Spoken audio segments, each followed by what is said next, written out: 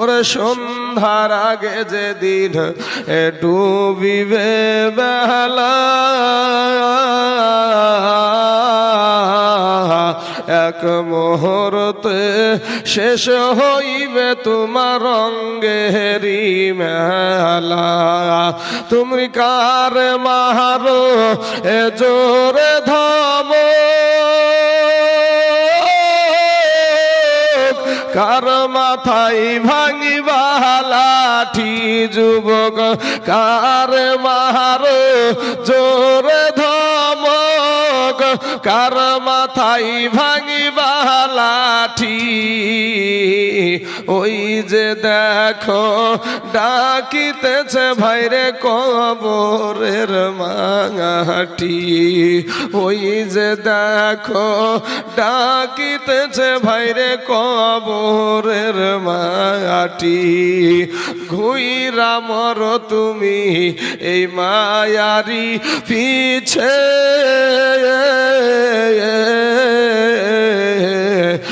এত আশা ভালোবাসা সবই যে মিছে। ওরে ঘুইরা মর তুমি এই মায়ারি পিছে,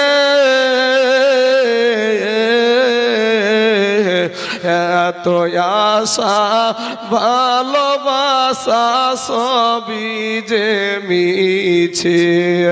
কোনদিন জানি আইসা পড়ে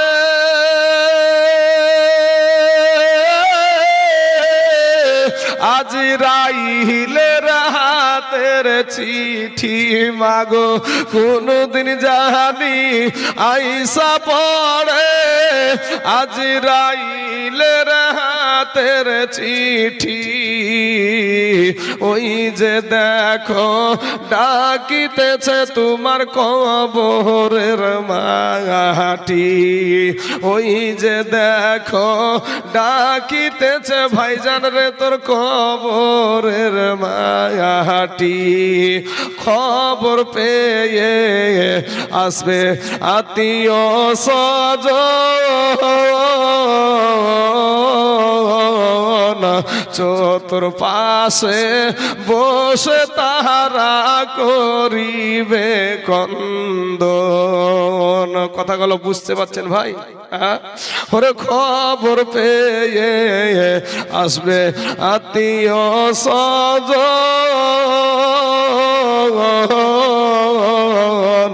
চতুর্পাশে বসে তারা করিবে কন্দন।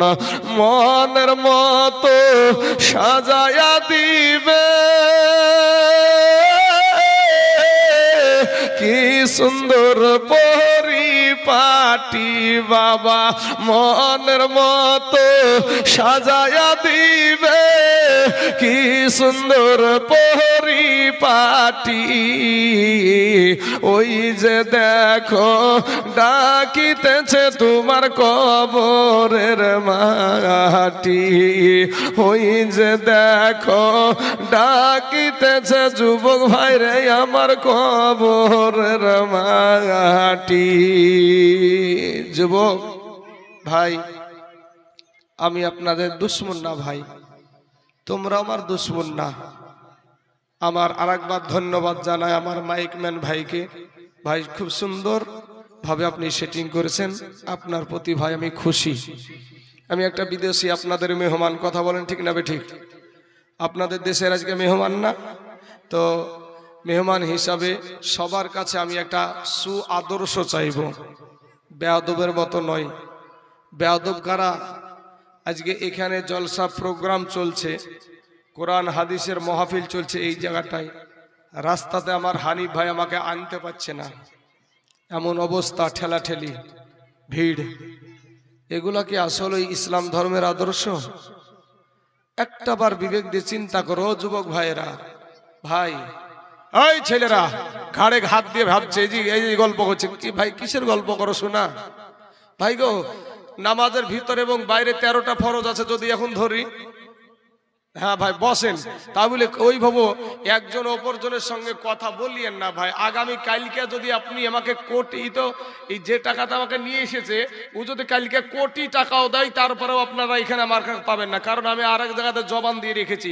আর আমি জবান দিলে জবানের বেখালাফ আমি করি না ভাই। যুবক ছেলেরা, আমার যুবক ভাইদেরকে বলছে, ভাই তোমরাও যুবক আমিও যুবক। যুবক ভাই, আমাদের অবস্থা ভালো না রে ভাই, মুসলমানদের অবস্থা ভালো না। কেন ভাই? তোমাদের পা দুখানা আগায়া দাও ভাই, তোমাদের পায়ে হাত দিয়ে বলবো ভাই গো মাস্তানি করিও না, যৌবনের বাহাদুরি করিও না। দেখবা তোমাদের সম্মুখে একটা জিনিস আমি এক্ষুনি প্রমাণ করব। চাচা আপনার কাছে একটা প্রশ্ন করব, আমি জানেন আপনি প্রশ্নের উত্তর, আপনাকে বলছি এদিক ওদিক তাকায়েন না, প্রশ্নটা ভয় করার কোনো ব্যাপার নাই। জানেন আপনিও, আপনার সামনে যে বাচ্চাটা বসে আছে এই ছেলেটার বয়স মোটামুটি 8 থেকে 9 বছর হবে নাকি, এরকমই তো হবে। এই বয়সের ছেলে আপনাদের গোরস্থানে আছে না নাই? আছে, জোরে বলতে হবে। এই ভাইয়েরা আছে না নাই গো? আছে। আমাদের মতন যুবক, এই যে আমার তরুণ যুবক ছেলেরা, এই যুবক ভাইয়েরা, ওই যুবক ভাইয়েরা, এই বয়সের ছেলে আপনাদের কবরস্থানে আছে না নাই? এই যে বৃদ্ধ চাচা যাদের দাড়ি সাদা হয়ে গেছে, বৃদ্ধ হয়ে গেছে, চামড়াগুলা জড়ো জড়ো হয়ে গেছে, এই বয়সের মানুষ আপনাদের গোরস্থানে আছে না নাই? আসার সিরিয়াল আছে ভাই, যাওয়ার কোনো সিরিয়াল নাই। আসার সিরিয়াল আছে, যাওয়ার কোনো সিরিয়াল নাই। একটু ভাই, একটু মনটাকে নরম করে কথাগুলা শুনে দেখো, যে জীবনে যে তুমি কত গুনাহ করেছো তোমার বিবেক তোমাকে বলে দিবে ভাই।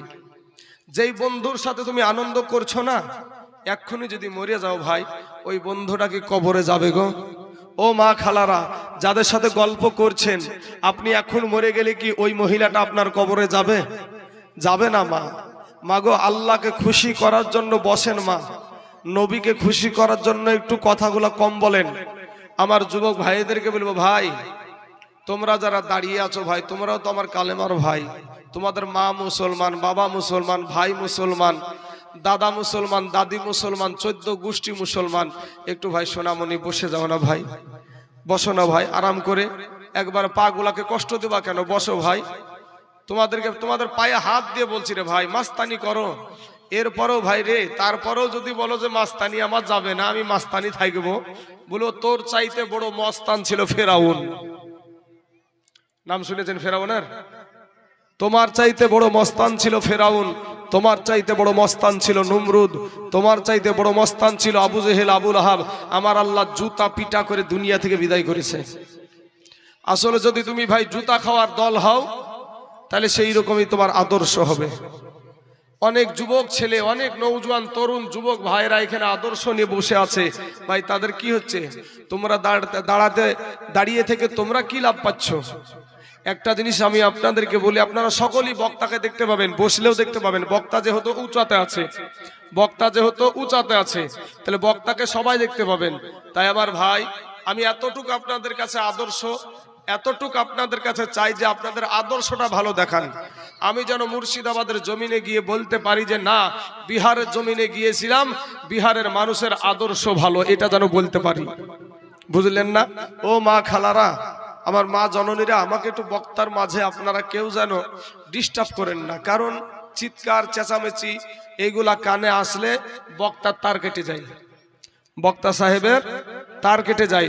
মা খালাগো, তোমাদের কোনো সম্মান ছিল না মা, তোমাদের ইজ্জত ছিল না মা, তোমাদের কোনো রকমে তোমাদের সম্মান দেওয়া হতো না, তোমাদেরকে উলুঙ্গা করে নাচানো হতো, তোমাদেরকে হাটে বেচা কিনা করা হতো। কিন্তু আমার দয়ার নবী ওই নর্দমা থেকে তোমাদেরকে টেনে সম্মানের জায়গায় বসায়া দিয়েছে। জোরে বলেন সুবহানাল্লাহ। মায়েদেরকে সম্মানের জায়গায় বসালছে আমার দয়ার নবী। আরে আজকে ভারতবর্ষের জমিনে বিধর্মীরা বলছে মুসলিম মহিলাদেরকে তাদের স্বাধীনতা দেওয়া হয় না। আরে ভাই রে, এ মা খালারা শুনেন, মিডিয়া আপনাকে বলে দিল, আপনি শুনে একবারে মাতালের মতন কথা শুরু করে দিলেন। কিন্তু বাবা, যদি আপনি বুঝতে চান, জানতে চান, ওই লাইট বলাই, আমি খুব নরম বাবা, খুব গরম।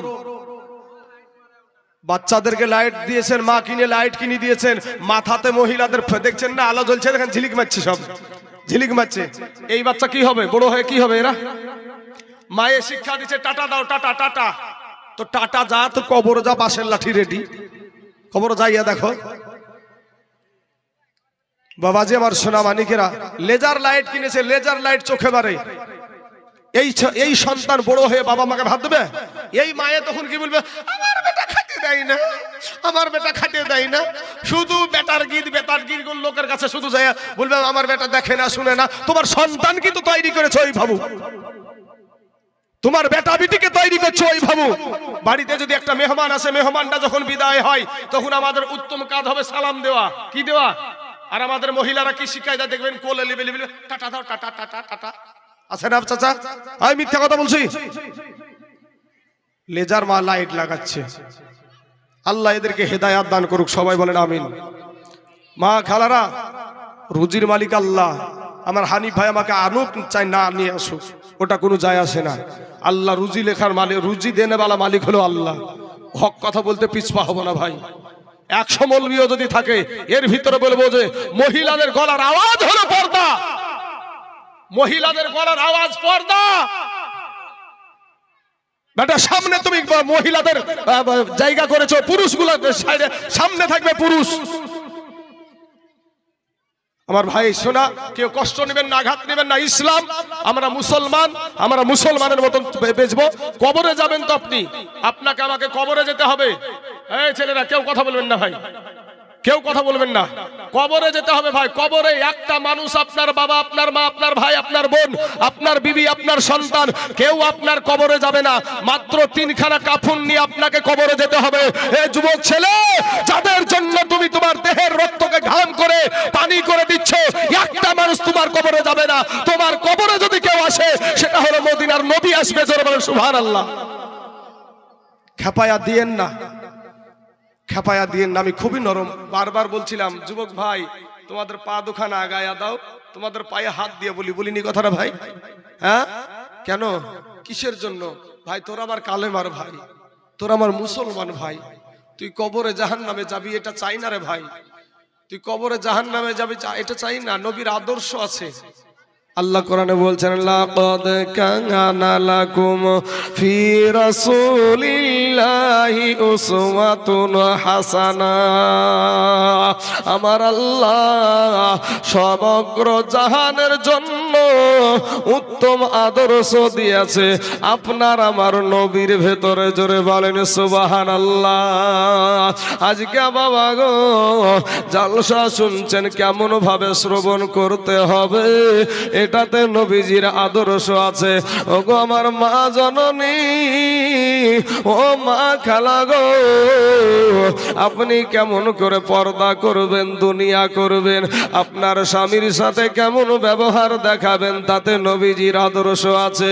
আপনার সন্তানকে কোন শিক্ষায় শিক্ষিত করবেন, তাতে নবীজির আদর্শ আছে। ও মা জননীরা,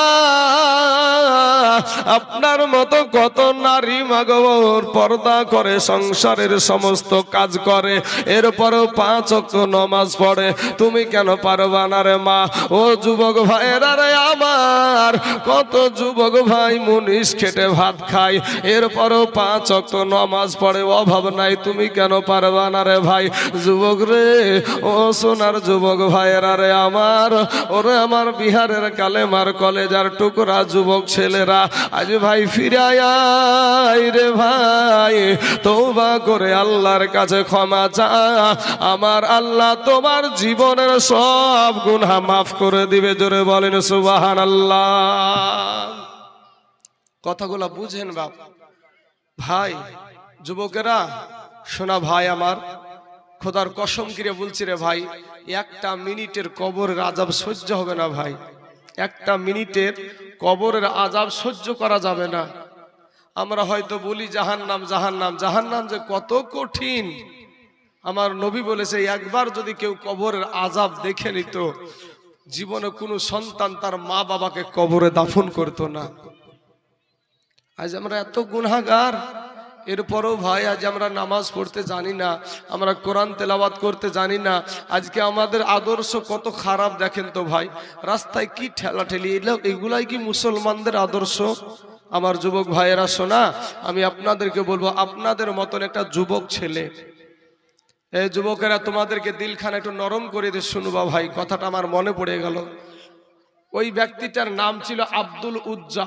ছোট্ট অবস্থায় তার জনম দুঃখিনী মা ইন্তিকাল করেছিল। মা যখন ইন্তিকাল করেছে, বাবাতে দ্বিতীয় বিবাহ করলো। দ্বিতীয় বিবাহ করার পরে কিছুদিন পরে তার বাবাটাও মারা গেল, থাকলো সতার মা। তো সতার মা কারো কারো ভালো হয়ে যায়, তাই না? তো সতার মা হাতখান ধরে নিয়ে গিয়ে চাচার কাছে নিয়ে গিয়ে বলছে, আপনার ভাতিজাকে আপনি রাখেন, আপনার ভাই দুনিয়াতে বেঁচে নাই, এর খাবারের ব্যবস্থা আমি কেমন করে করব।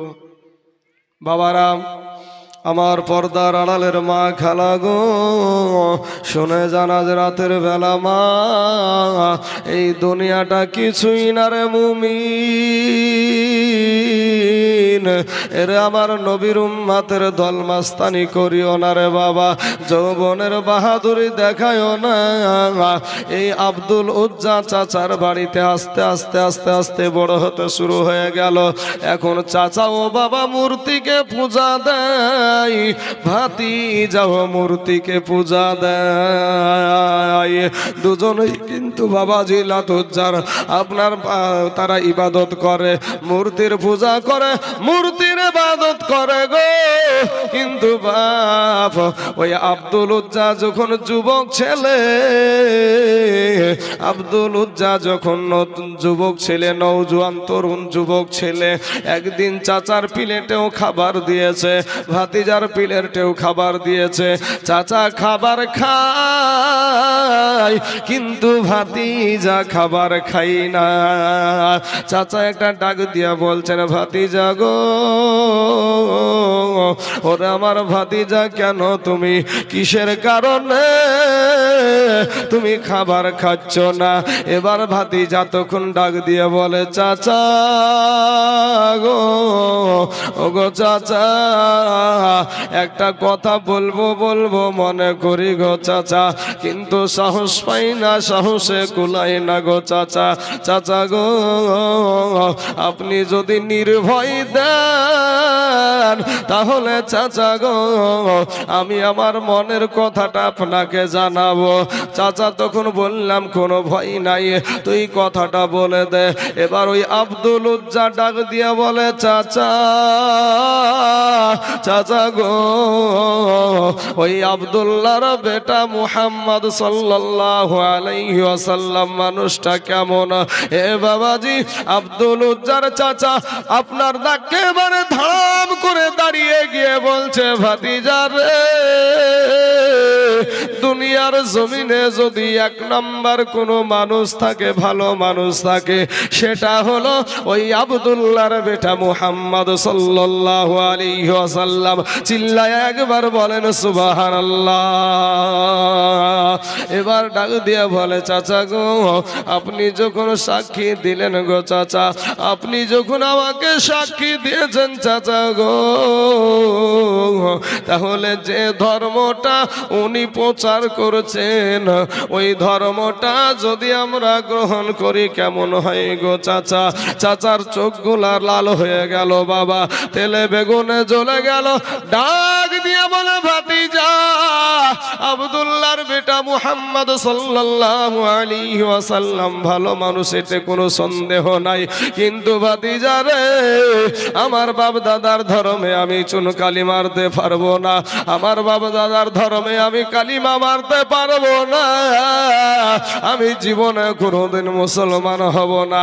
ওই ভাতিজার যুবক ছেলে, নওজোয়ান তরুণ যুবক, এই যুবক অবস্থায় ডাক দিয়ে বলে, চাচা, আমি এতদিন মনে মনে চিন্তা করতাম আমার চাচাকে কালেমা পড়ে মুসলমান হবে, তার পাশাপাশি সঙ্গে সঙ্গে আমি কালেমা পড়ে মুসলমান হয়ে যাব, কিন্তু চাচা গো, আপনি যখন জানায়া দিলেন আপনি আর জীবনে কোনোদিন কালেমা পড়ে মুসলমান হবেন না, চাচা গো, আপনাকে সাক্ষী রেখে আমি পড়ে নিলাম কালেমা লা ইলাহা ইল্লাল্লাহ, লা ইলাহা, লা ইলাহা ইল্লাল্লাহু মুহাম্মাদুর রাসূলুল্লাহ